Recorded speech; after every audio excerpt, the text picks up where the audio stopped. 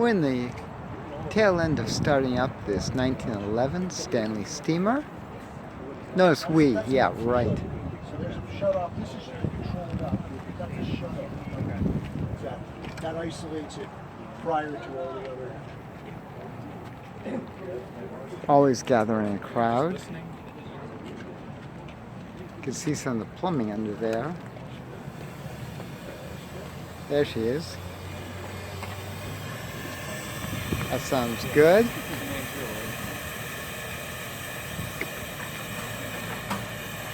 Now if you notice, you got the steam going in. That's the atomized fuel going into the burner.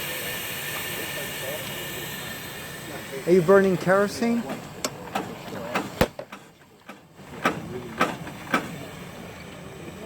Pump it up, keep up the fuel pressure.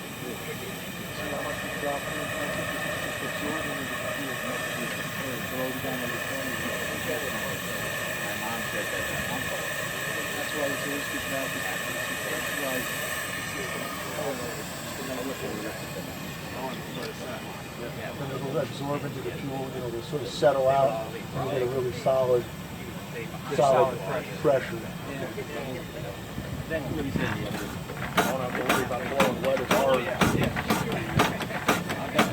Is that the fuel pressure that you're pumping up? Yeah. Now once you get rolling, you don't have to pump because the... Usually not, no. Yeah.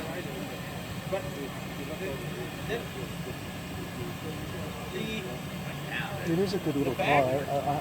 This shows where you can hopefully. The back of the nozzle and that plug, when you screw them both in, keep it against there, it was only like 30,000 in the space in between them. All the way around. All the way around, yeah.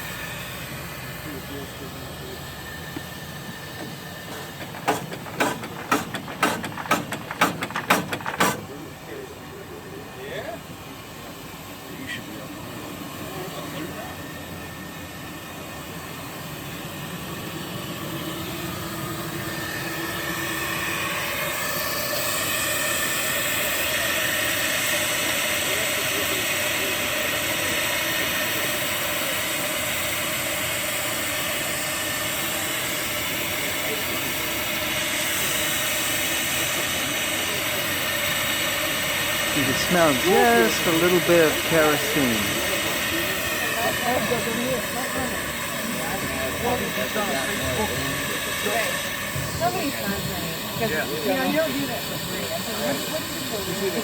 Only at Hershey can you see this. Again, 1911 Stanley steamer, model 62. In the final stages of starting. We've been working on it for about a half hour now. This is Pam from NortheastWheelsEvents.com at the 2019 AACA Fall Meet, Hershey, PA.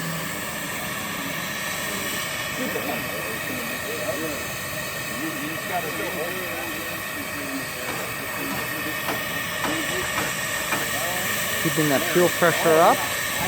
Once she's rolling, you don't have to keep pumping because there is a pump driven off the motor. But remember, in the steam car, in the Stanley, the motor is stationary when stopped. As this is a two-cylinder car, you see the excess water coming out, steam, and that is the motor that you're looking at. That's connected directly to the rear axle.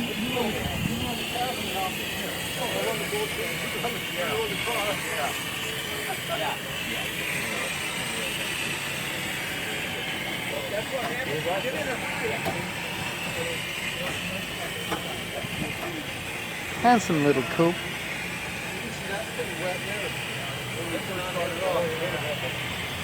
Stanley was intriguing. They actually sold out, I think it was 1,900 to a consortium. And the partnership split up into Locomobile What was the Stanley sold out in 1900 to Stanley sold out in 99 99? to Okay. the Locomobile, and then they bought the rights back in 01. Yeah, because Locomobile abandoned the steam. They did for like 1 or 2 years. That was it. Right. And the two partners who had bought them split up. Yes. What was the second company? Do you remember? Locomobile, and there was another one with an I M. can't answer. Okay. Well, there's the floorboards and watching the gauges.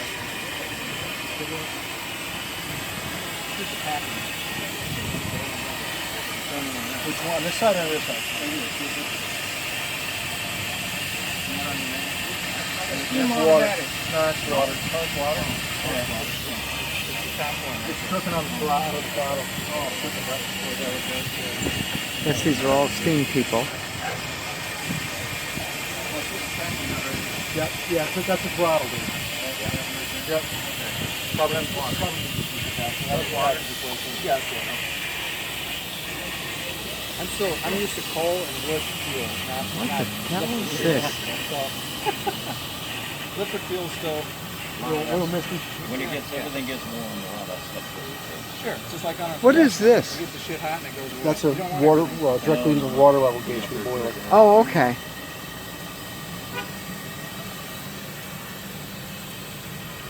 Got a little spider crawling around. Hey, everyone wants to ride in a Stanley. Come on.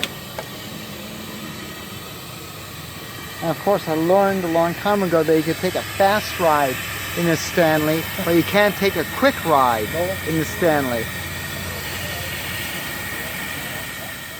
Once the thing is up and running and warm, that drip valve shouldn't come open as much as everybody does nowadays. Everybody opens the drip valve. Every time they get out of the car, they open the drip valve and then they blow steam out of the drip, and all you're doing is washing oil off your valve. Sure. And then you're starting off dry every time, and you'll see excessive wear because and it's just caused by the fact that you're just washing everything with steam. Drip valve referring to getting the excess liquid out of the motor, Right. out of the pistons, because the pistons cannot compress water. I don't know what it is. I don't even know what saturated steam is. It's like 400 pounds. I know it's 150 pounds, it's 350 degrees heat. But Yeah. So you're probably pushing 500 degrees Right. with the steam. Sure, you're off the peg. Where you at? Just coming off the bed. About 25 pounds, which in Ashton gauge territory means anywhere from 0 to 100. Well, they're probably accurate at your running pressure. It's funny when you have them dead weight tested, they're all over the map. Some of them are dead on all the way around. Some of them have like a sweet spot where they're good and it's not necessarily where you want it to be, and then you have to adjust it to that. And then you run out of adjustment, and then Well, you want to get in your steaming range driving down the road, you want it to be pretty accurate. Yeah, you don't know how big the thing. As long as you know what it is. Right. Right. How many pounds do you like to run when you're driving? excuse me. How many pounds do you like to run when you're This car driving? we're running about 450, 475. Bigger cars we run 600. And what kind of temperatures do you get with the superheater? Well, it's got to be up around 500, I would imagine. 475, 500.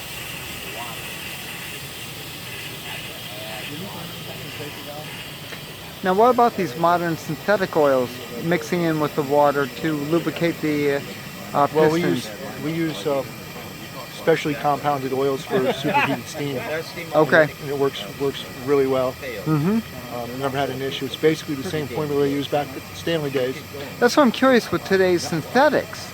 I don't think they specifically formulate for that type of application anymore. So, but the old oils with the tallow, for this car you want tallow so it sticks. And so if it's a heavy 600 weight oil with a tallow base that sticks to everything, believe me. How much do you put in with the water? Well, you don't put it in with the water. It's injected into the steam line, and for about a gallon and a half, you can probably go 200 miles. Oh, okay. 250 Very good. miles. Very good. And it's a full wash system, so it all goes out the back. Right. You're carrying how many gallons of water? This car carries somewhere around 25. Okay.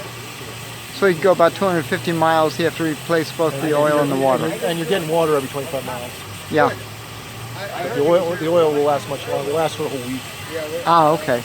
I'm sorry, you get 25 miles on the water? It's 1 gallon per mile? Oh, I didn't realize it's that low. Wow. Non-condensing goes right out the back. Yeah. Well, you always had water troughs along in 1911. That's right. That's Yeah, another one we got to put on the list. Now again, remember we saw the jets? You can really see it? See how clear it's getting now?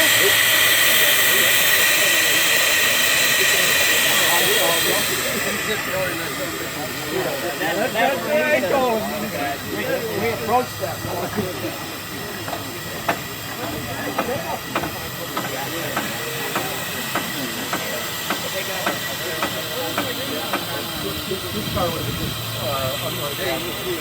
Take care. You guys drive careful. Toolkit, you got to have these valves that go on these commercial buildings to turn all water. Well, look at that one. This way, that is the 1911 version of the Tesla supercharger. Yeah. That and the water trough. I like it. Usually. Yeah, but nowadays, if you pull up to someone and say, hey, I need water in a steamer, I'm sure you'll not only get water, but you'll also get lunch. Maybe. Yeah. You never know. No, Yeah. everybody usually. Yeah. I got picked up at the top because I get shipped to me. That's Model T in the background. Early brass.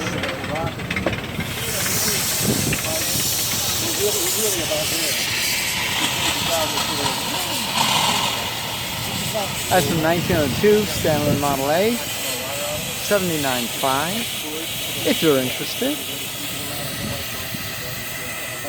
We're still going here.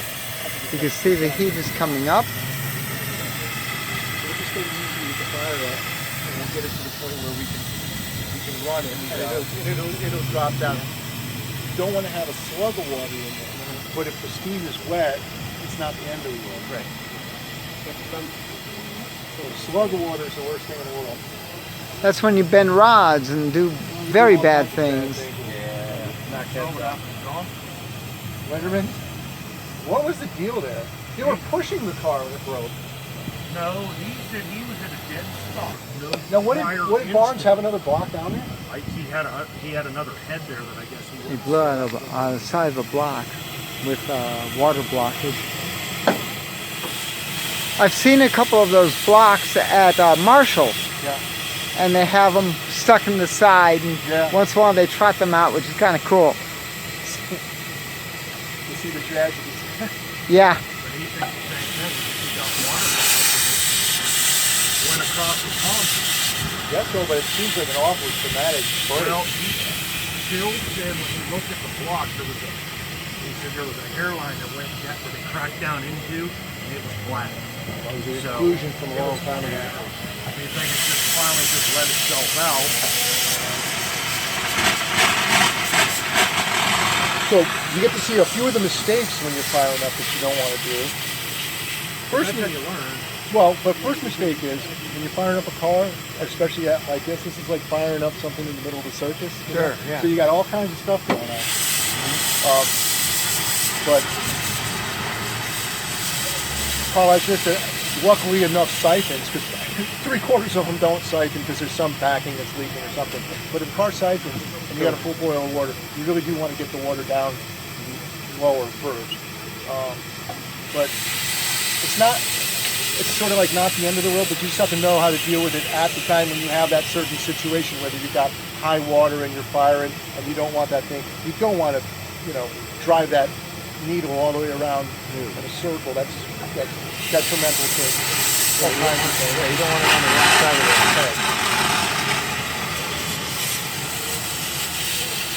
One thing I will tell you is that we did not adjust the oil pump in this car. It was adjusted by Maynard back in the day.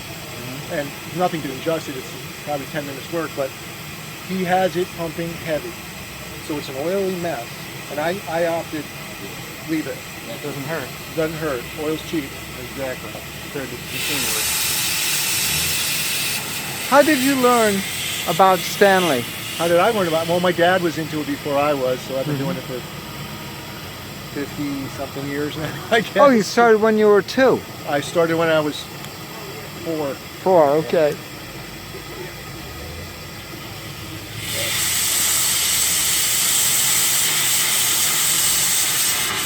I find it fascinating that you need so much knowledge just to get your car started. Well, it's simpler than it looks. It's just all these sort of things that you would take for granted, even if you're starting a modern car, about the things that you do and habits that you might have to make it happen. There's certainly a little bit more to this. We can put this thing down and we can steam it up. We can roll if you want. Yeah, let's do it. I got everything in it. Oh, yeah. Guys, we'll get a hold of it. Just cut around where. And you have your way. Are you buying a Stanley or do you have one? I'm thinking about buying one. Good for you. Yeah, maybe this one. Very good. Yeah, yeah. Cool beans. Cool beans. That will be exciting. Yeah, it's a unique experience. For sure. You want top up or top down? I'll leave the top up. Whatever you want to do. And there she goes.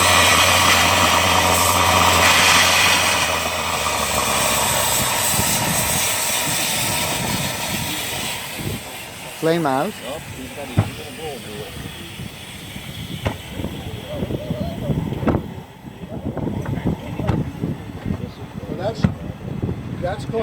that's caused because the car hydrated while I was walking around it.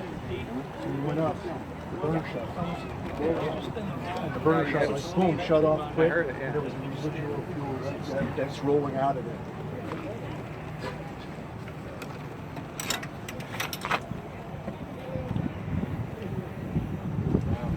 Pilot's crappy, but it's burning.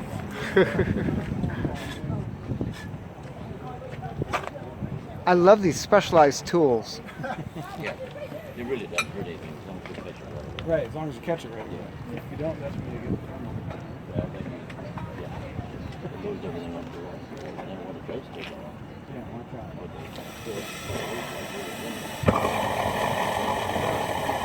out. Kicks right in again.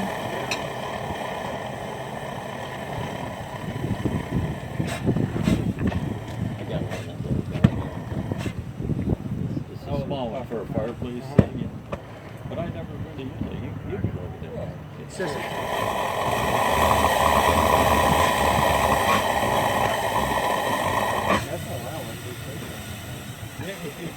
He's up here with a fire extinguisher, blowing the fire back at my face. I'm looking. First thing you do is just take that torch and set your eyebrows and your arms and stuff. It's just going to happen sometime.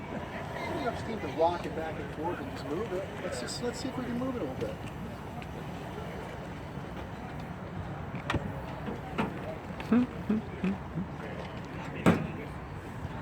Is this your first time for a ride in a steamer? No, I've rode them. Okay. Several of them before, yeah. Very good.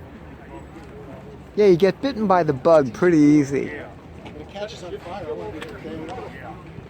Yeah, we'll put these down. Yeah. There you go, Stanley steamer. Putting the top down. Yeah, yeah. I wanted one of them in high school, just so he'd have a car. I want to take a picture. All right. Don't lose me. I get it. When he says What I love about so many of these Stanleys is that they are driven. They're not cars which sit. See if I got anything there. All right, I'll call you back.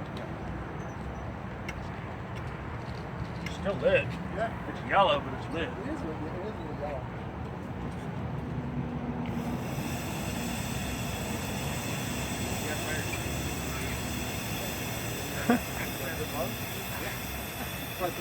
And away she goes.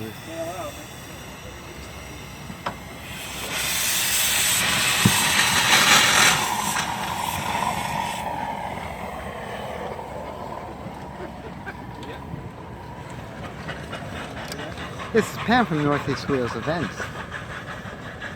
Gotta get that chug.